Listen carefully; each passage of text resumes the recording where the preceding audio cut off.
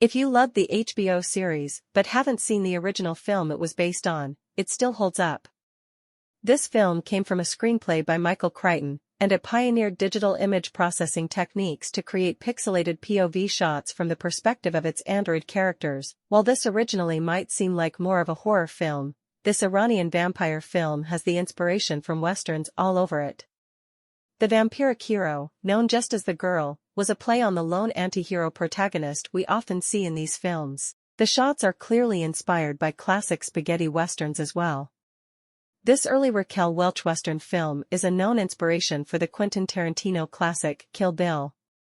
Welch plays a frontier wife who asks a bounty hunter to train her as a gunslinger after a gang of criminals kill her husband and destroy her home. This Elvis Presley picture is one of the more decent films from his mostly reviled turn to acting.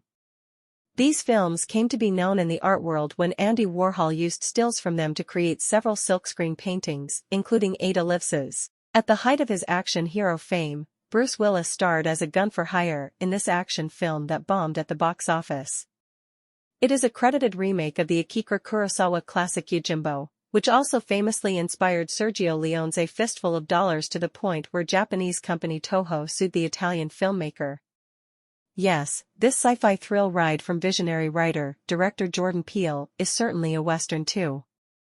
The film is a beautiful send-off of the legacy of black cowboys and shows how they are entwined with the birth of cinema. The mysterious, all-consuming UFO at the center of Nope is thought to be a commentary by Peele on Hollywood's history of erasure and exploitation of people that helped build it. If you want to watch a western and don't mind it having some horror and comedy tones thrown in, you should check out this underrated 1999 film which starred Guy Pearce and Robert Carlyle. Pearce plays John Boyd, who is stationed at a remote U.S. Army base in the Sierra Nevada mountains, and learns that the soldiers there have taken to cannibalism. If you're still intrigued by the idea of vampires in a Western setting, check out this Kathryn Bigelow flick from the late 80s that is considered a cult classic today. A young man, Caleb Colton, Adrian Pasdar, has to leave home after he's bitten by a mysterious woman and becomes a vampire, getting tied up in a group of roaming fellow vampires.